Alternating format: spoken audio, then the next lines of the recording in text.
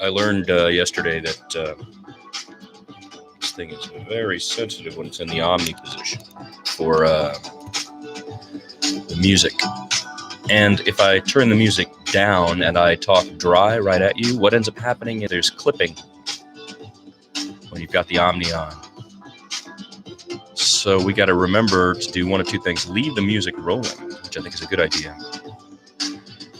And then whenever we do a reading, something we're reading from, we're going to start switching the mic to the cardioid and hope that that prevents some of the clipping that's been going on. I'm really happy with the sound of this microphone. It wasn't too pricey, and it's pretty decent. I mean, there are some issues with it, but on the whole, the show sounds a lot better, and I'm happy about that. These are all tracks I've been making here in the new year of 2019 using Music Maker Jam, an app for the Android, which you can find in the App Store. It's free. It's German. It's been around since 2013, so this is the 6th year of it. It has limitations. If you spend money, you can make it pretty robust. I just wanted something to give us some music, just talking is, to me, not that appealing of radio. It depends on what you're talking about, I suppose.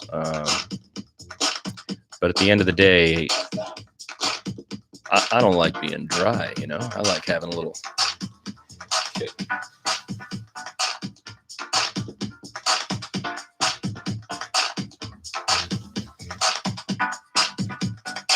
This is called Hip Hop Bap Bap.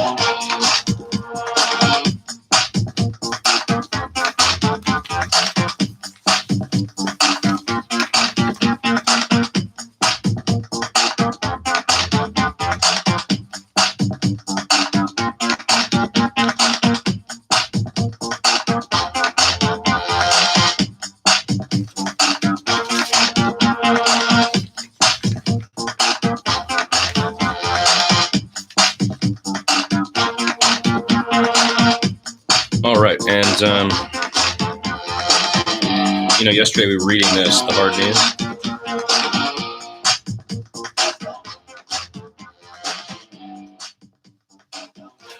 By Jill Lepore, one of the best writers in the United States of America. She's excellent at reading several books, many contemporary works and old works about a single topic, and then distilling that into a beautiful piece. Her research is impeccable. Her writing is excellent, and she's only gotten better as the years go on. And this piece I read yesterday took about 51 minutes. So the whole long form piece is there if you want to listen to it. But I got it done, and I went to look at it, and the first 2 sentences were trimmed off, which is just maddening, It's a 52-minute reading of a 10,000-word piece. And because of the setting on the microphone and the music being faded down, the signal didn't go to the YouTube. And the stream didn't start until I was halfway into the 3rd sentence here. Or 2nd sentence, rather. And the first sentence is so poetically beautiful. I mean, come on. I robbed her of that. And so I thought I would just read it right now. The wood-paneled tailgate of the 1972 Oldsmobile station wagon dangled open like a broken jaw, making a wobbly bench on which 4 kids could sit, 8 legs swinging. Every Sunday morning, long before dawn, we'd get yanked out of bed to stuff the car's way back with stacks of twine-tied newspapers, clamber into the tailgate, cut the twine with my mother's sewing scissors, and ride around town, bouncing along on that bench, while my father shouted out orders from the driver's seat.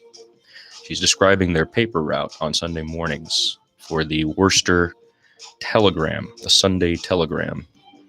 And that beautiful first sentence. The wood-paneled tailgate of the 1972 Oldsmobile station wagon dangled open like a broken jaw, making a wobbly bench on which 4 kids could sit, 8 legs swinging. What an image.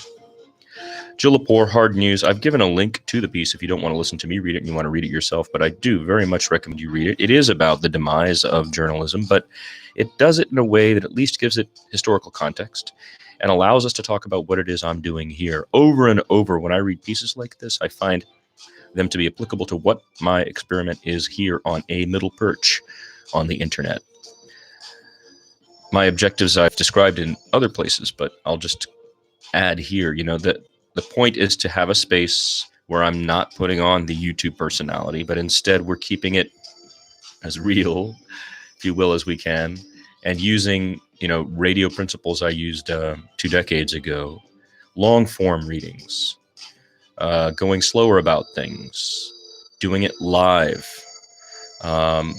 reading the news the way I read the news, which if you look again among the videos of the Anticlimactic Non-Show, you'll find I do a description of what it is I do to read the news. I read only print sources, using the net, and I make a folder full of them from around the country and around the world so I can see what's relevant to the country in different places. And I have quit Twitter, Instagram. I never did Facebook, but no social media in this space. This space is not going to create videos meant to, make news worse, but rather to go slower and to make news better.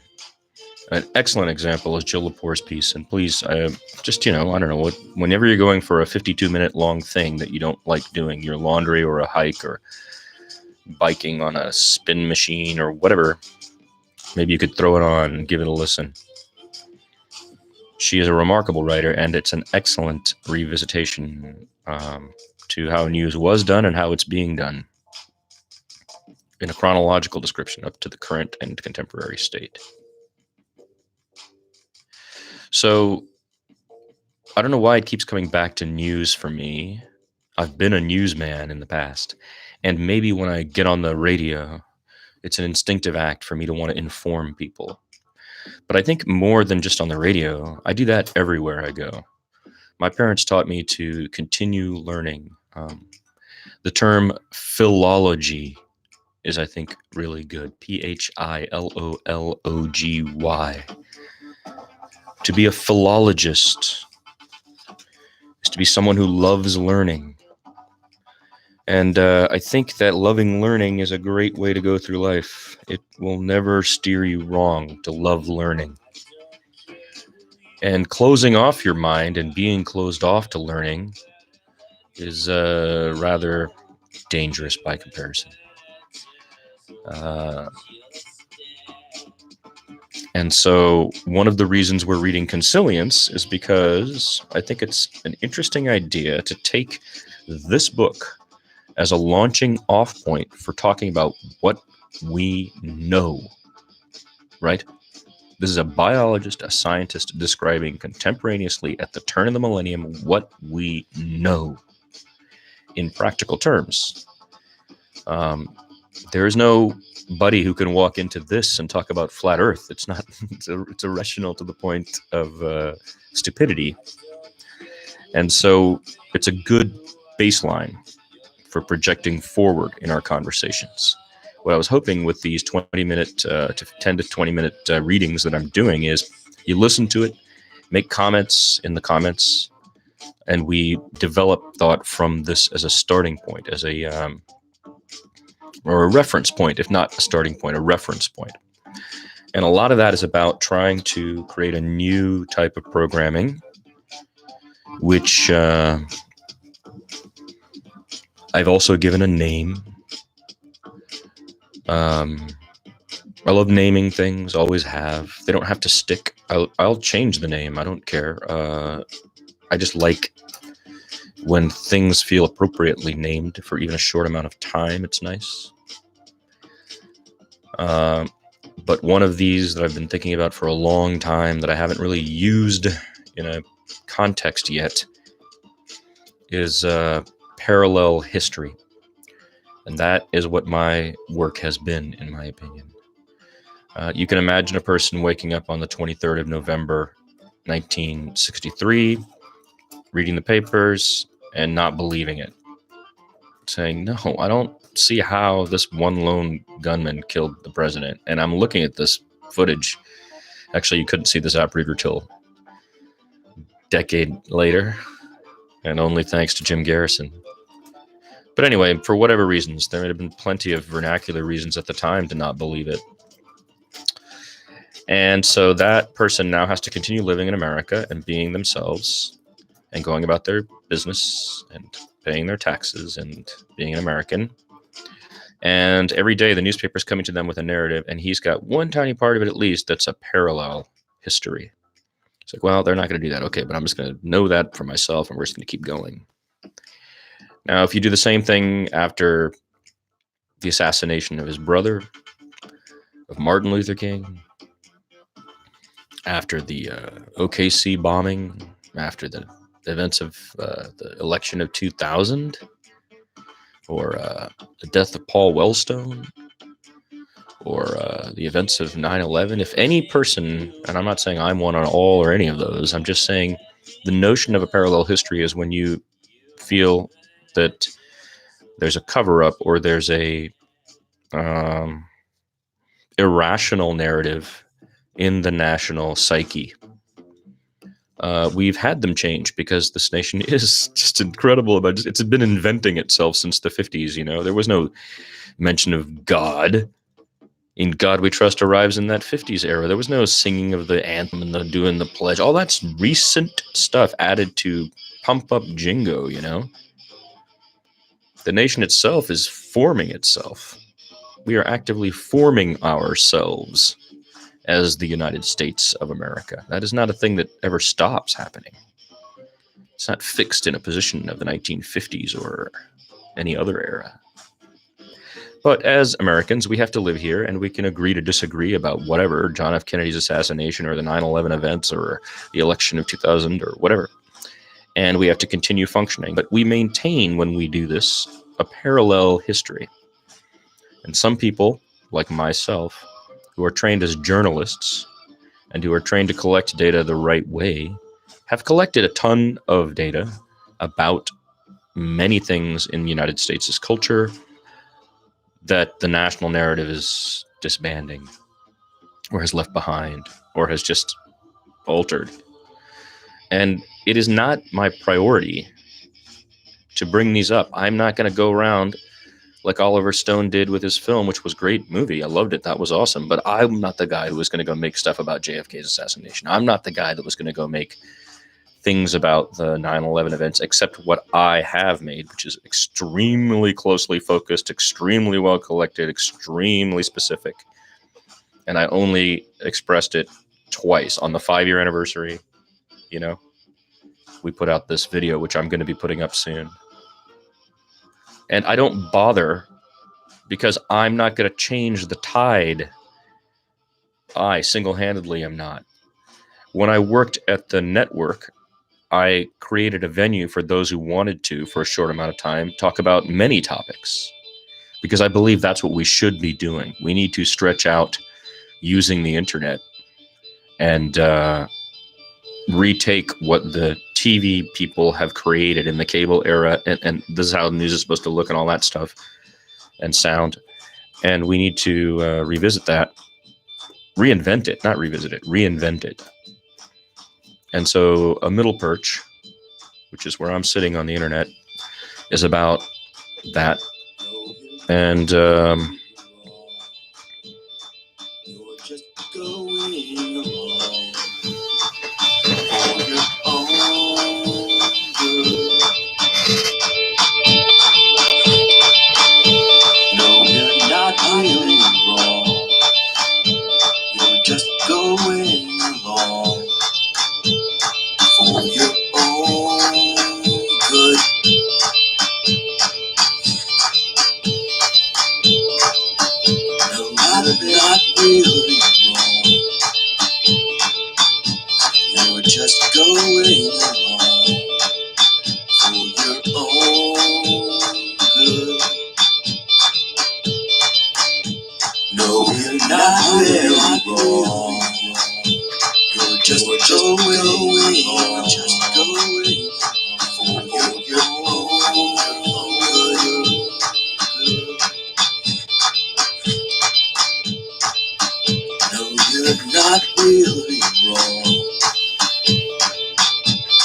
You're just going along for your own good.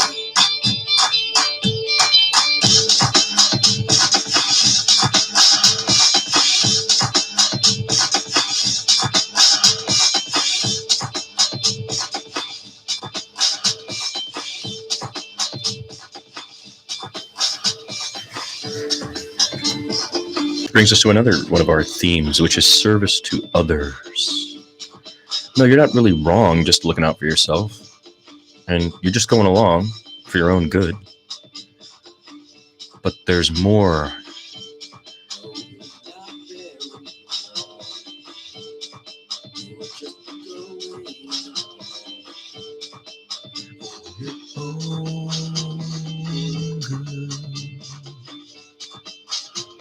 There's more than that. There's making where you are better. There's contributing to others. There's learning every day so you don't remain in ignorance. And there's critical thinking to prevent yourself from being lied to or propagandized. There are a lot of things required to be an intelligent, functioning person. More than just eating, sleeping, working, playing video games, or having fun. And the reason why is we are the middle children of the human population explosion. The human population explosion, which came with the Enlightenment era between 1700 and 1900, when we crossed 1 billion people, and then in the space of 100 years went from 1 billion to 7 billion. Boom. With industry, technology, and science leading the way, and sociology lagging slightly behind, we couldn't stop the train of the momentum of population growth until the late 90s.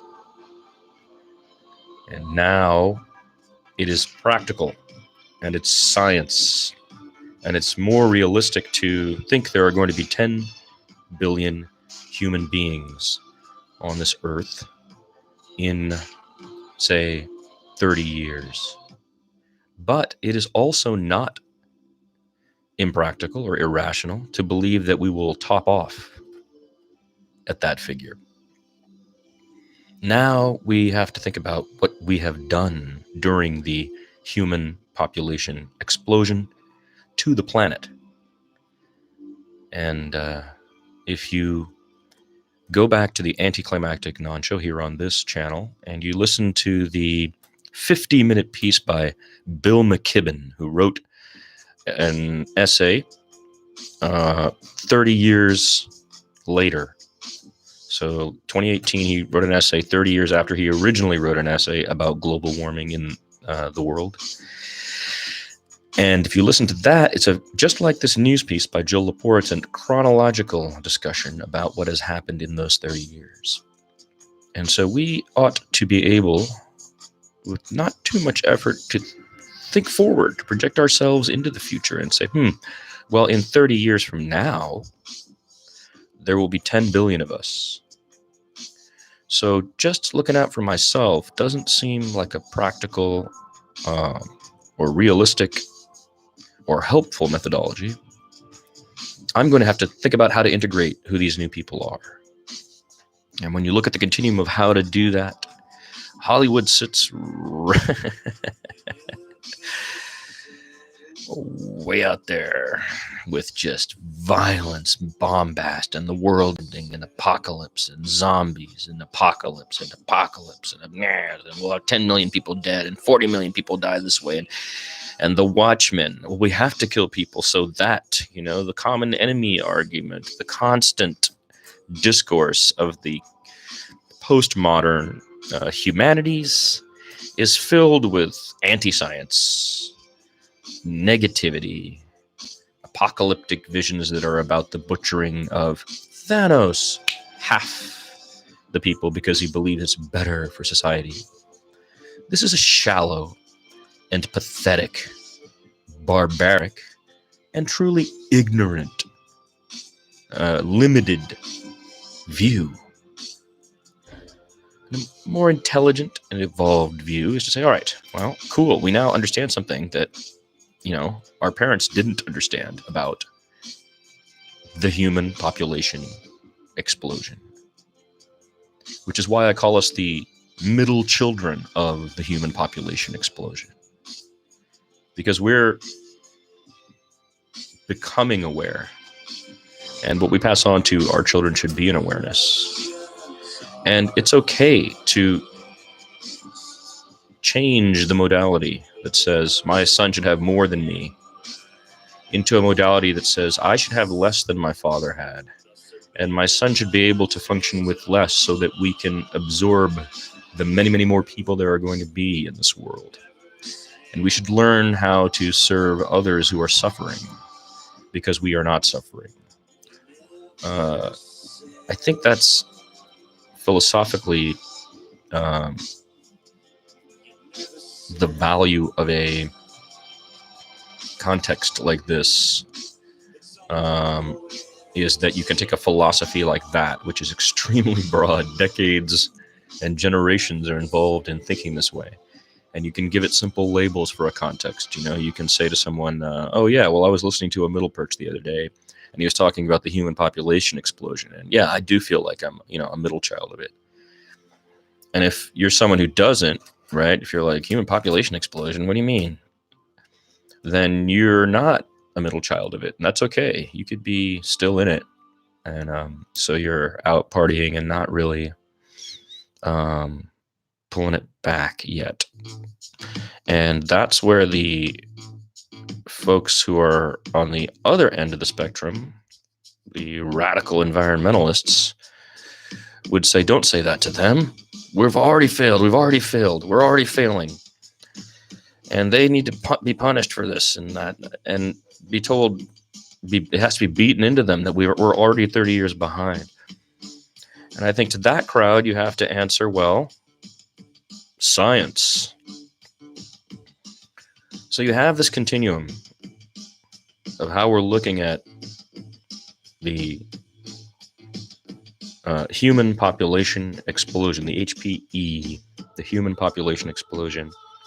And I, MTK, at a Middle Perch, I prefer to call it the middle. We're the middle children right now, and we need to work hard to explain the philosophy here. And a barrier to this has been global capitalism. Global capitalism has embarked on a vicious, let's suck out the last of the shit before people realize mentality, which has driven everything from the glioma-inducing cell phones to the oil industry, fracking and toxifying of the earth, to the plastic in the ocean. The global capitalists between 1995 and today have used every method, including war, illegal war, to shove and promote the rapid explosion of a marketization which produces immense amounts of waste for convenience, waste that is collecting everywhere and polluting the world. We have to reconsider this. We have to start looking at it in a new way. And I'm hoping that a channel like this could be a place where we could have discussions about things like that. And we could be rational, and we can be scientific, and we can be artistic, and we can be social, and we can be smart. I myself am an atheist, so I'd prefer if we don't discuss anything here in the context of religion. So I would say that this particular Middle Perch is a secular Middle Perch. It is a democratic Middle Perch, but leaning strongly toward socialist values, given the awareness of the human population explosion and where this is all going. It is not acceptable to me to say, all right, well, when every place is capitalist, what will happen is everybody will be competing, and then the people who can't compete will just die of starvation. And so that's normal Darwinism. That to me is an irrational, oversold, extremely barbaric, limited view of us as human beings, placing far too much value on materialism and cash, and not enough on caring for others. I don't need a mansion. I don't need a limo. If you were to try to give me one, I would transmute that into a way to help 50 people or 1,000, right?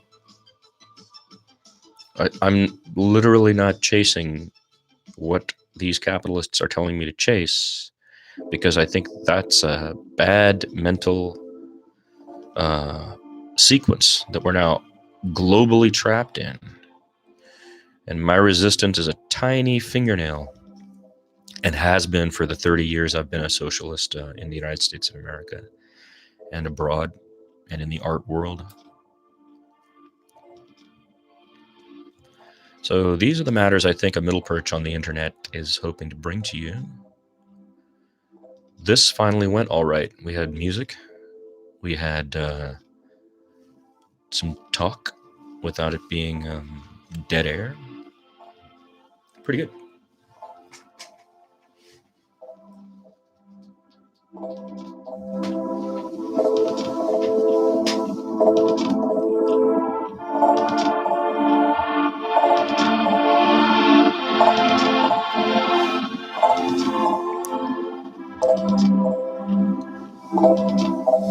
The objective of this particular middle perch is to go for a half hour. I was doing 2-hour shows during Anticlimactic Non-Show, and the point of the Anticlimactic Non-Show was to create 20 episodes as touchstones, just to see how it would work, and talk about what's happening in the news. Again, I fall back to news because I was a newsman for so long. And I really don't want to do that. I've discussed that before too. I don't want to fall back into straight radio rules here. It's not sensible.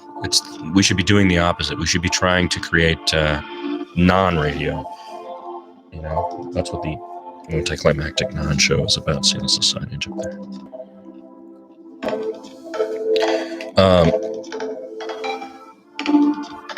And I'm not sure I know what that means. So the way I'm going about this is the way I'm doing this right now. In 2018, I started live streaming. And here in 2019, I'm formalizing it slightly in like small layers. It would be nice to have some feedback in the comments below of any of these videos. If just when you're watching it and you're arguing with something, instead of stopping watching, what I'm hoping you'll do is argue with me or say, dude, you're an idiot, or what you say at 13:45 of this video, so that people can click right there. You know, it would be cool to use these topics, which are broad and long form, and that seek a comprehensive viewing of things like journalism, you know, or the environment, or politics, or so on. That becomes good only if we have a robust Socratic exchange. So that's what I'm hoping for, if I'm honest. We've just done a half hour without actually doing content, and this is something I dreamed of, to actually be awake, comfortable enough, at ease enough to just speak freely about many of these things is something I'm not good at. I wrote scripts for so long, every single day. And to break away from having a script is what I think this programming is supposed to help me do. And I might have overdone that. So now what we want to do is have some script and have some non-script. And so for script, I've been choosing things such as, you know, the articles and consilience. So since we've done a half hour, I'm going to wrap it. And I'll come back in a little bit and do chapter 4, the natural sciences, part 2 of consilience. This is a middle perch on the internet. I am MTK on the MIC. It is Tuesday in Asia, parts of Europe, and Monday everywhere else.